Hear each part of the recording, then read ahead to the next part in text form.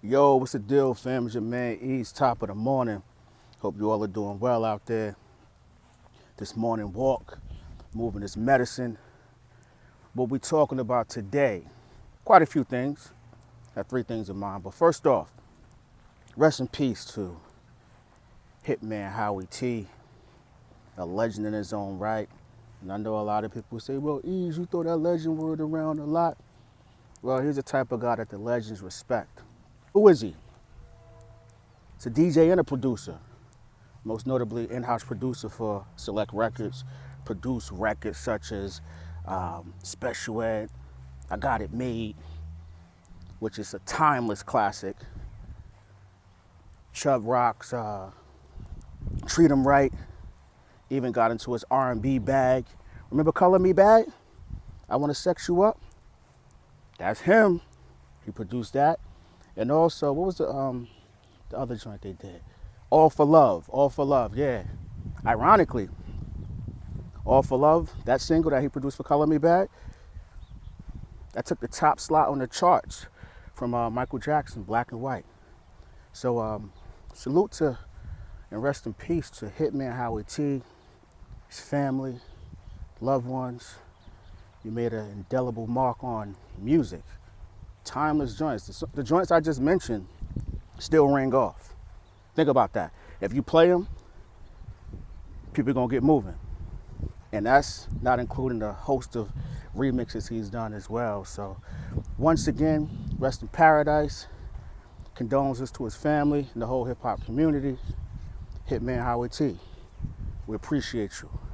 Also want to take the time to talk about Little Brother, North Carolina's very own. LB Business. They just started their curtain call, farewell tour. I had an opportunity to be in attendance at the Brooklyn Bowl Friday they just passed.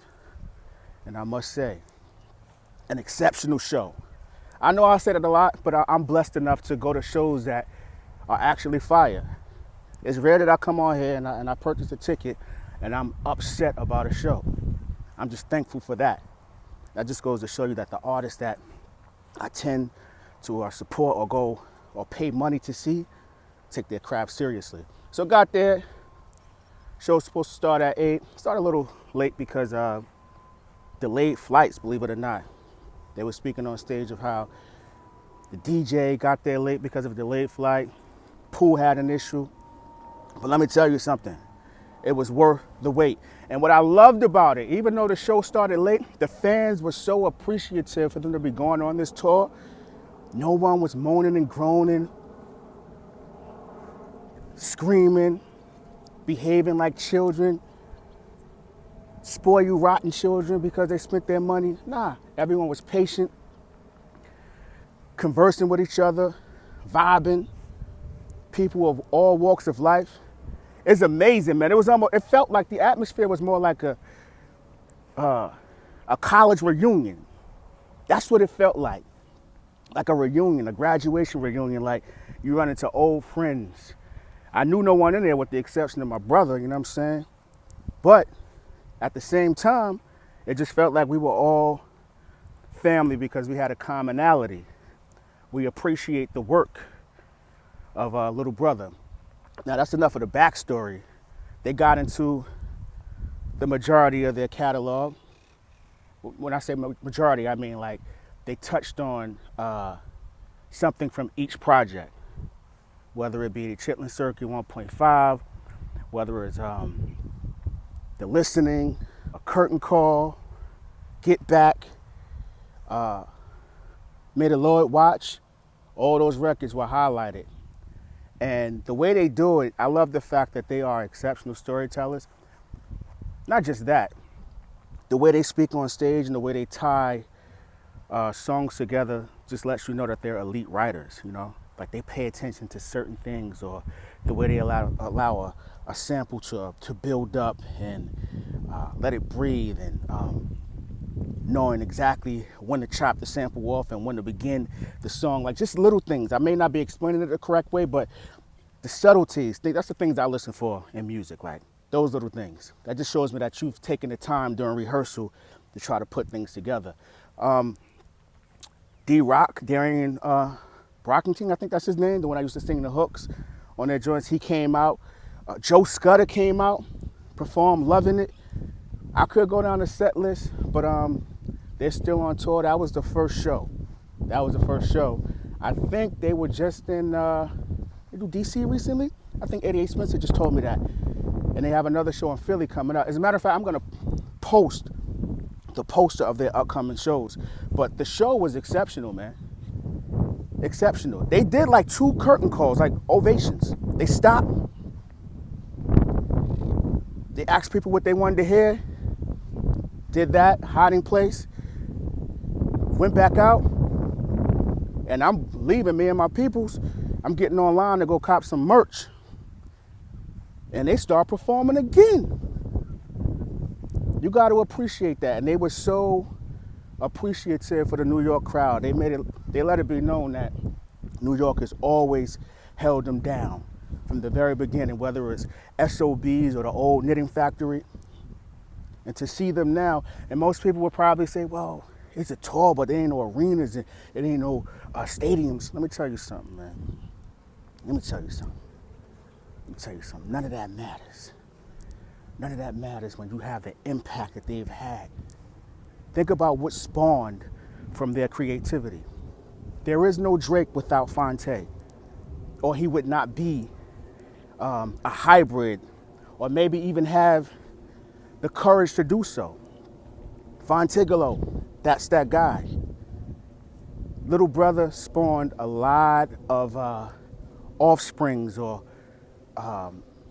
projects based on who they were. The Justice League, not the producers.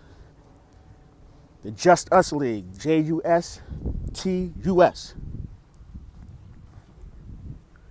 Beautiful, man. I remember going back, I'm getting off track, I get back to the show, but I've been a Little Brother fan for a long time up in Kings Plaza. What was that, FYE they had on the second floor? What music store was up there? I remember going up there, and Justice League had that's when Big Doe and all of them was together, had a little a CD collector's item. 3 CDs in the joint. Y'all remember this? Project Mayhem. It was Ninth Wonder's Dream Merchant. And the Away Team, which is Crisis and Sean Boggs. Good times, man.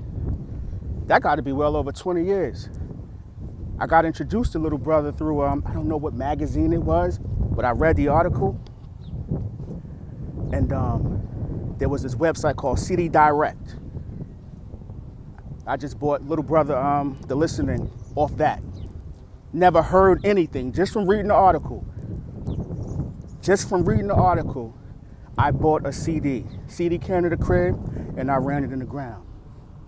Funny enough, I still have that same CD at the crib.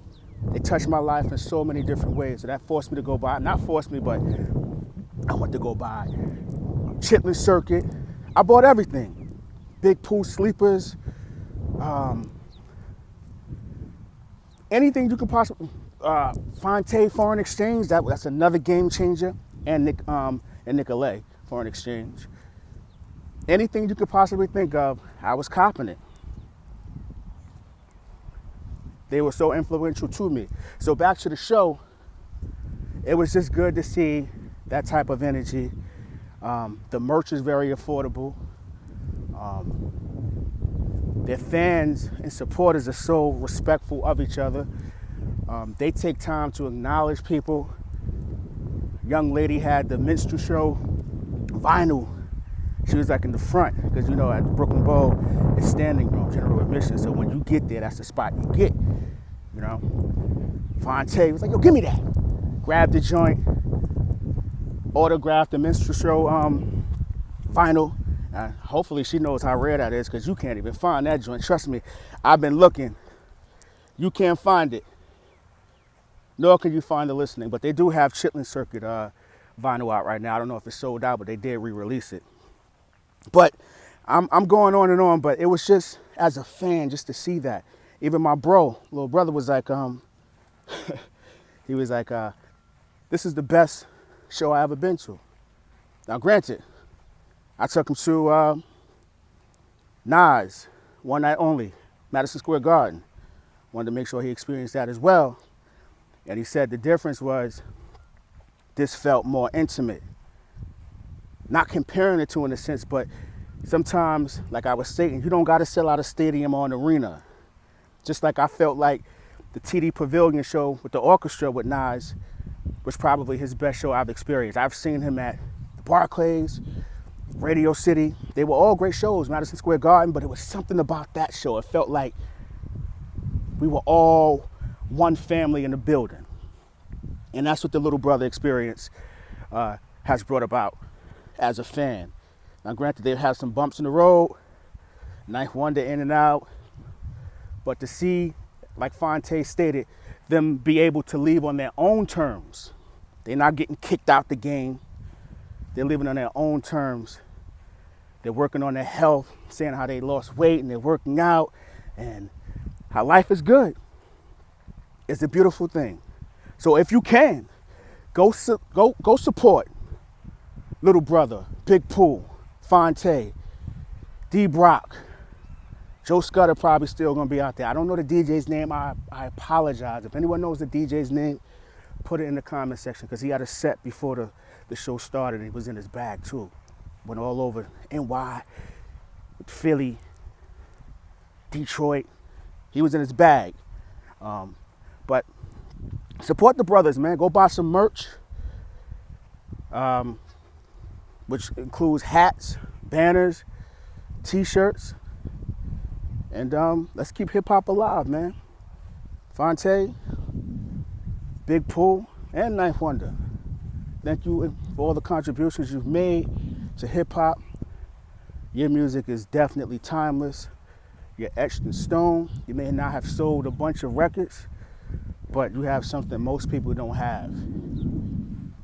Timeless tunes that people can actually remember where they were, what they felt when they press play on your music. That's all I got for y'all today, man. I'm about to go finish up this walk. I appreciate you all. Happy Monday. Win the day. Smile. Thank God for another day to make history.